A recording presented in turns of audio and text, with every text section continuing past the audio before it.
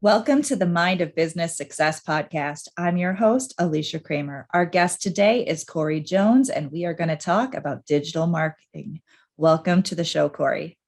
Thank you so much for having me. All right, so we know marketing is a must. And we also know that in our current era, social media is a huge marketing vehicle. So I know you work in that realm and so much more. Why don't we start by talking a little bit about you and your company so our listeners have an idea of who they're going to be listening to for the next 20 to 30 minutes? Absolutely. So as you said, my name is Corrie. I'm the founder of a social media agency called Untap Digital. And we basically exist to help clients, both big corporates and smaller startups, to get more attention, more customers, and ultimately more revenue through their social media channels. We do that through helping people with their social strategy, their advertising, and content. So completely like you said, we're very immersed in that world. We absolutely know the importance of it, but we also know that a lot of business owners, whether you've got a big organization or a small one, find it very stressful to keep up with the constant changes and very overwhelming for everything that you need to do on social. So that's where we come in effectively. You made a really good point right off the bat. Things are always changing. Now, for someone who hasn't done a lot of advertising on some of these different platforms, it may not be as obvious to them, but for businesses that are spending thousands of dollars a month or tens of thousands or hundreds of $1,000s a month on Facebook advertising or Instagram or even YouTube or Google, they feel it. When those changes are implemented by those companies, it can really throw you off your game, and it can take some time to acclimate to those changes. And I've heard a lot of business owners who are playing in those bigger numbers. They're spending a lot on their advertising. They will be the first to admit, don't try to figure it out. Hire an expert. There's just simply not enough time in the day to try to keep up on all of these changes. I'd love for you to talk a little bit about that from your perspective so that those who are listening or nodding their head, yeah, I've seen this trend and how it's adversely affected my business, or even for those who are thinking to themselves, oh, I've heard that Facebook advertising is so important. Opposite ends of the spectrum. Love to get your take on this. Well, so one of the things I'll say firstly is, yes, Facebook advertising is so important and it's a huge bulk of what we do for clients. And, we're big believers in it. But you want to be at a stage with your business where organically it's working well. You want to have a user journey where people are seeing you organically on social or seeing you on a podcast or wherever there's some sort of media that you've got out there that's then getting them to your website, and then they are converting and buying or getting in touch with you. You do not want to launch ads when you don't have all of those things in place, because essentially what you'll be doing is sending more traffic to a broken website or to a broken funnel. So that's really the first thing I'd say if someone is listening thinking, oh, Facebook ads sound good, is like, have your house in order first, and then you want to use Facebook ads at the point where you are expanding and growing a winning formula. And then in terms of the changes, absolutely, there's new stuff happening all the time, like the iOS updates or changes to how you can target people under 18 on Facebook. If your business is completely reliant on that as the only marketing channel you've got, it's tricky when the changes happen. So for businesses who are in that position, maybe now, I'd think about what you can be doing to find those people in other places. So maybe you've got a Facebook ad campaign you always run and it's really successful at generating traffic. See how you could change that to a lead generation campaign where you're asking people to opt in for something of value, some freebie that they can receive in exchange for their email address. That way you're using Facebook ads that are working for you to build a mailing list. So you've got a method of targeting those people still, even if Facebook tomorrow says, actually, the targeting's changed and we're not going to give you that cost per click for 13p anymore. It's, £1 instead. So see where you can build up your audience in other areas as well, and how you can use social media to do that. So now let's talk a little bit about that, because as a digital marketing company, you're helping with the advertising and you're helping, I assume, with the strategy and making sure that the system is actually working and it's going to convert once people get over to the website. So are you also then helping your clients to identify some of those other ways that they can market, so they're not so reliant on one traffic source, one advertising method? Yeah, we do. We're social media specific in the sense that that's what we love, and we work across, paid and organic and all channels there. But everyone in the team has a background in digital marketing and has experience of, email marketing or SEO and website optimization, or all of those different areas that you can use, because completely we recognize that it's not just social in isolation. So yeah, when we work with people, we like to know what they're doing in those other areas. We can make recommendations ourselves and help with that. Or we've also got some partner agencies that we can bring in for much bigger projects. If, someone asks us to run a Facebook ads campaign, but we think that their website's not converting properly, obviously there needs to be a better website in place before we go all out on, spending media each month, when actually you're just sending people to something that's not working. Let's talk a little bit about the mindset side of this, because a lot of people, not just business owners, we're talking about human nature here, have skewed ideas about how things work, and sometimes unrealistic expectations.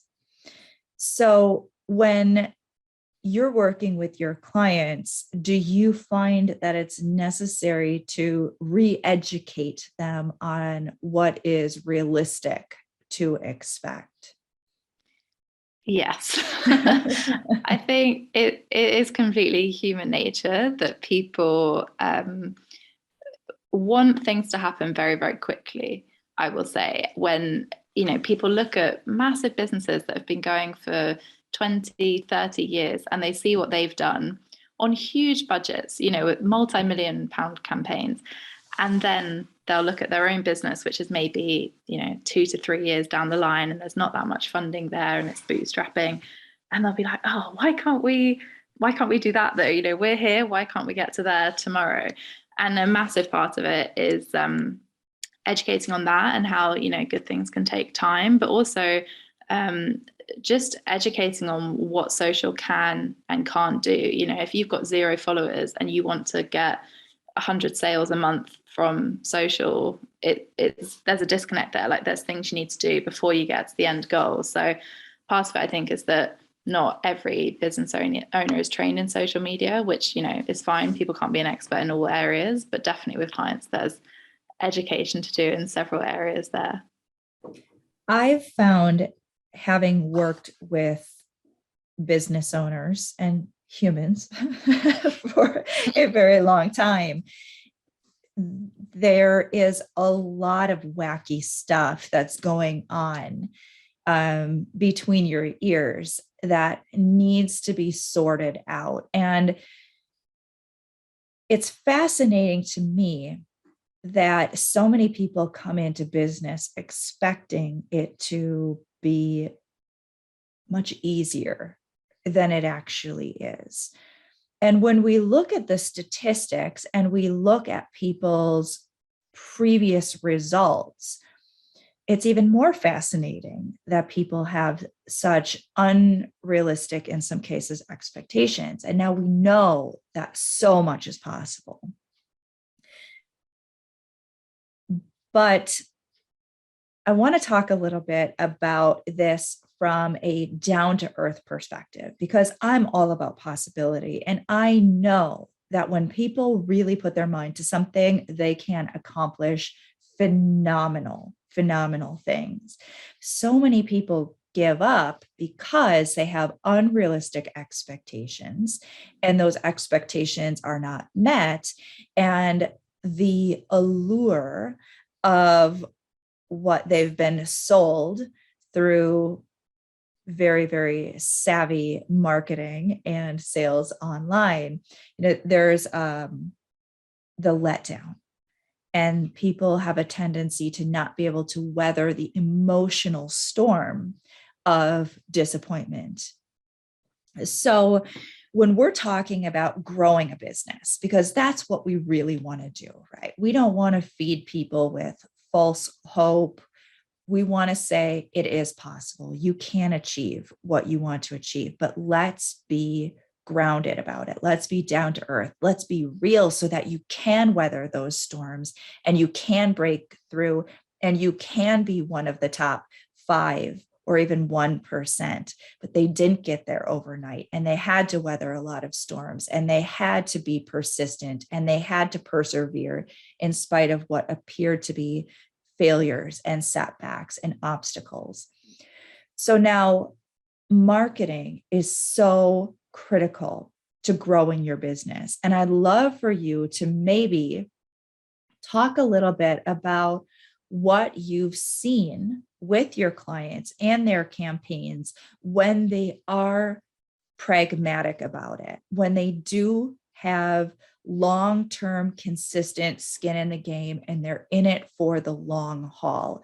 What's possible? I think the people who are doing that well have really thought about brand and customer way more than the people who aren't doing that. So we've worked with a lot of startups who take a lot of time to do interviews with potential customers, or to scope out what people really want, and to look at what other competitors are doing in the space, but go in a different direction and have just beautiful branding and everything looks great. We've also worked with a lot of startups who don't do any of that, and then we'll wonder why it doesn't seem like there's a good fit for customers, or people just aren't attracted to the brand, or they can't command the prices they want because the brand doesn't look good. So the ones we've seen do well, we've had projects where people have started out with a couple of 100 followers on Facebook and then grown in 6 months to 50,000 followers on Facebook because of listening to the community and really creating content and having products that people actually want. If you do those things properly, it will work faster, but I wouldn't think of marketing as kind of a quick fix. Like, it's something that there are quick wins within it, but it's also like good marketing is when you don't really know that you're being marketed to, and it's a brand that over years and years you will think of them and trust them, and that's not built overnight. Trust isn't a guarantee between your brand and your consumers. You have to work at that the same way that you'd work a relationship. And on a first date, you're not going to immediately try and like sell something to someone. You're going to try and build it up that way. I think it's the same with good marketing and customers. What are your thoughts on the marketers out there that are selling Facebook advertising as an overnight success solution? Yeah, I think there's so much stuff that is really damaging to business founders, really, because it means that there's just general distrust with the space, and people promising like, here's a way to get 1,000 Instagram followers by tomorrow. I think it doesn't help with people wanting that instant gratification of these like quick wins. And often it will be the case that someone's seen success in some kind of growth hack way that worked for them at that time, but it's not necessarily a repeatable format for success. So not the biggest fan of anything that's telling you that, you can make £1 million tomorrow or get 1 million Instagram followers tomorrow, because, if you did, like, you can buy the followers and you would get them, but they're going to be fake bot followers that actually aren't going to buy from you or aren't interested. It's not going to be those sort of genuine customers that will love you for years to come. That's a wonderful point. So now let's pivot a little bit.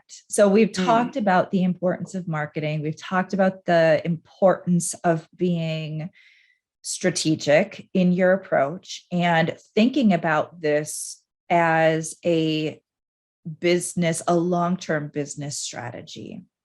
So we want everyone to do it right so they get the results, not just, kind of the throwing money at it and hoping and praying that it is going to be the thing that's going to pull them out of their financial slump. Yeah. So now let's talk about you as the business owner.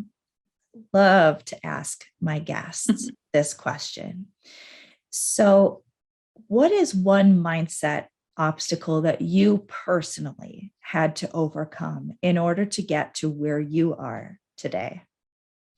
That's such a great question. The first thing that comes to mind was that I always used to tell myself I'm not a natural business owner, or I'm not a natural entrepreneur. I had this real thing of, well, entrepreneurs must be made from birth, and there's some people that are just better at it than others. And because I'd never thought of running a business before starting this one, I made that such a part of how I approached business, and would second guess myself. And then it was only actually maybe about a year ago, so 4 years into running the business, that I thought of this story from when I was about 6 or 7, where I would set up sales in my house for my sister, who's 4 years younger than me, and I would get complete junk from around the room, like pencils that had already been used, or like, and other people's stuff. I'd take like my mum, my dad's stuff, and I'd set it up on a table, and I'd go to her and I'd say, oh, there's a pop-up sale happening in my room, really good prices right now. And I'd try and get her pocket money off her. And I was thinking about that, like, that's quite entrepreneurial, really. It's quite creative. And we had, like 100% profit margins because it was other people's stuff that I was selling. And obviously that's not the best way to go about business in like an adult sense. But it made me think, like, why am I always telling myself that I'm not a natural entrepreneur? When if you frame it differently and you think, actually, what skills do entrepreneurs have that I've displayed throughout life? Really, why is this not meant for you? Like, it obviously is. It's very much a learned skill and something that you kind of practice and build up with that like muscle of resilience and confidence, I think.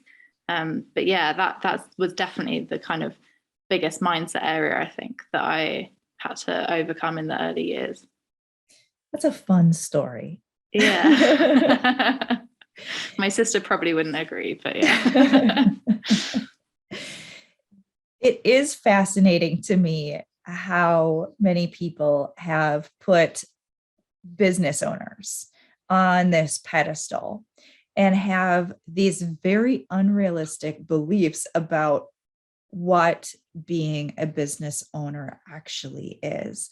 And I had been an aspiring entrepreneur since I was 18 years old. I knew I wanted to do my own thing. I was dabbling in network marketing, not very good at it.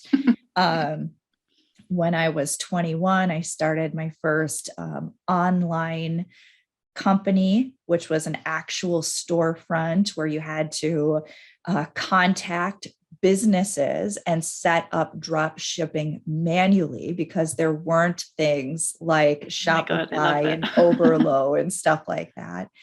And that business was a complete failure. And I ended up filing bankruptcy on that. So I filed bankruptcy when I was only 22 years old. And it was devastating to go through that. But the dream was there. It was just, it would not go away. And when I tried a couple other network marketing companies. I tried a couple things here and there.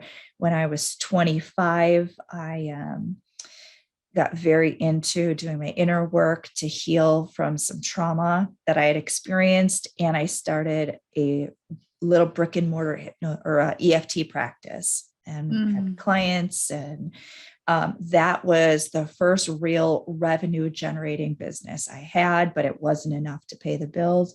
And that dream just would not die. So then in 2010, when I opened my brick and mortar hypnotherapy practice, I knew I had to learn how to be a business owner. There are skills. It was all the mindset stuff. It was all the understanding what really goes into being a successful business. And so there's something to it, right? Because we do have sort of this inner fundamental drive. Some people will never be business owners. They don't have that drive. They don't have the self-motivation, the tenacity. They would rather be at a conventional job. That's just what they would prefer. But even when someone has the entrepreneurial spirit, you've got to do all the inner work. You've got to learn the skills. And I went to school for marketing after I graduated high school.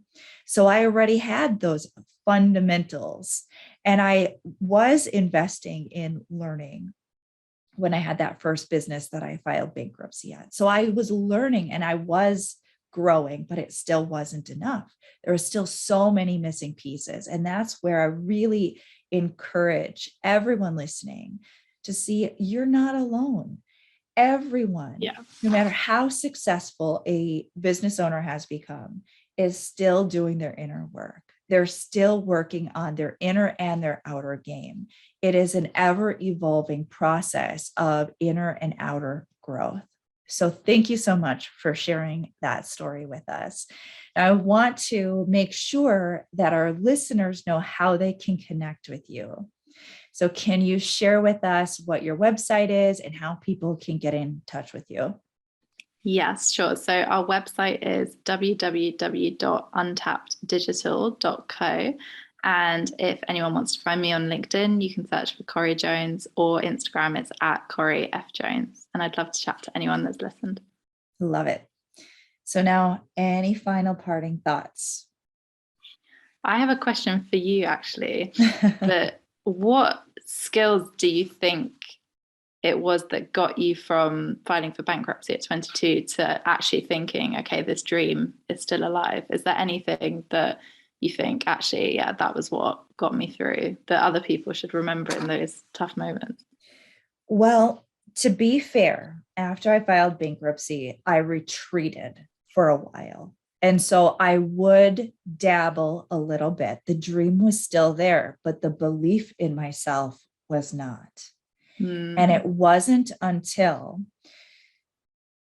when I started my hypnotherapy practice, I worked with my first client in January of 2010 in that business. And the reason that I launched that business was because I was pregnant with my son unexpectedly when I was 28 years old. And I was managing a cell phone store at the time because my EFT practice was not bringing in enough revenue to support me. So I had to get the job. And I hated it. I was not happy. And I remember, and anyone who's listened to this story before, you're going to hear it again. But I was sitting in that cell phone store and thinking to myself with my little pregnant belly, I can't do this. I cannot send this baby off to some stranger, some daycare to be raised while I'm sitting in this cell phone store. I just can't. I don't want to be here. And I made a decision. I didn't know how. And I had all of this evidence from all of my past experiences. I was a failure. I couldn't do it. I had so much justifiable evidence to not believe in myself. But my desire to do it right this time so that I could design my life in a way that I could raise my son and do what I love doing was so strong. In that moment, making that decision was the turning point for me. And it wasn't all rainbows and butterflies after that. I worked my ass off. I struggled. I bumped up against so much internal resistance as I was growing that business. But I knew I had to. I just knew it. And it was that commitment that I made to myself, for myself and for my child, that got me through all of the hard times, all of the internal resistance, all of the setbacks, all of the months where I was like, holy shit, how am I going to pay my mortgage? Mm-hmm. Because it's not a straight path. And we see so many success stories, people who someone in my mastermind group said the other day, it was a 20-year overnight success.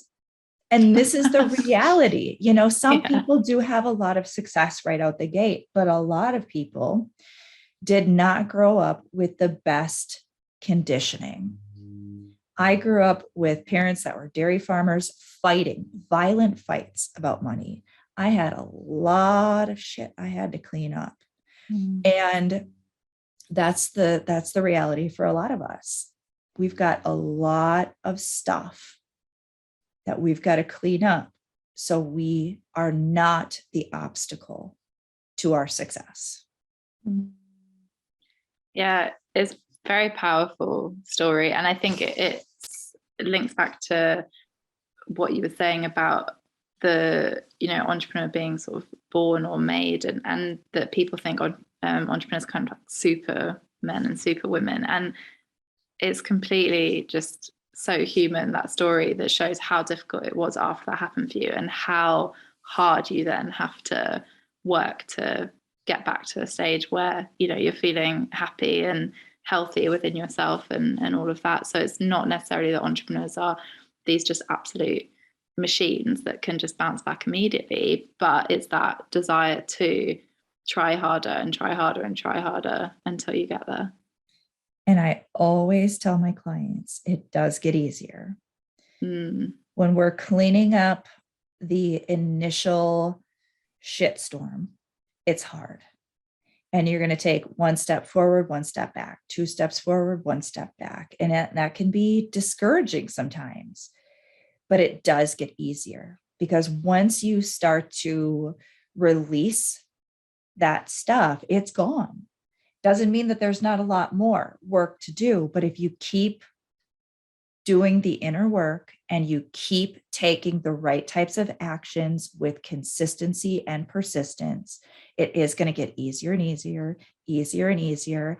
And once you sort of get through that initial stage where it's harder to build the initial momentum, you gain more and more momentum. And momentum is powerful because now, once you really truly start to get momentum going, now the momentum is carrying you forward. And that's where you start to see people really achieving incredible things, a lot of success, not just financially, but in all areas of their life, because they've really gotten the positive momentum going. And it doesn't mean that they don't still have setbacks and they don't still have obstacles and failures, but it's so much easier to know it's just temporary. And maybe there's even something really, really good that is going to come out of this. And in many cases there are. So now you're able to get through that so much easier, and you can actually use your obstacles as leverages to gain even more momentum, even more success. And this is essentially what we want to do. We want to be able to weather the storm in the beginning. It's just like going to the gym. If you have not been consistently going to the gym and working out your muscles, and now you've decided, I'm going to go and I'm going to get in shape. Well, the first couple times you go, it's going to be really uncomfortable. It's going to be sore, and you're going to deal with a lot of internal resistance. I don't want to. It doesn't feel good. Now it's not a good time. So many justifiable excuses. Not seeing any results. What's the use? I've failed in the past. But now, if you can get through that and you can retrain yourself by going and creating these new habits, you're going to build belief in yourself, and you're going to start to see some small gains. And that's going to reinforce to your subconscious mind, hey, wait a second, this is working. Maybe I can do this. And if you keep going, now you're going to start to see, hey, I've got definition. The weight is coming off. I look different. I feel different. And that builds more and more of that confidence, that belief in yourself. And now you're starting to gain momentum. So now you keep going. Now the gains are getting bigger. Now you're starting to feel good in your body. You're starting to feel good physically, mentally, emotionally. And if you keep going, you're going to have so much momentum that now at some point, there's going to be a tipping point. Now you can't see yourself any other way.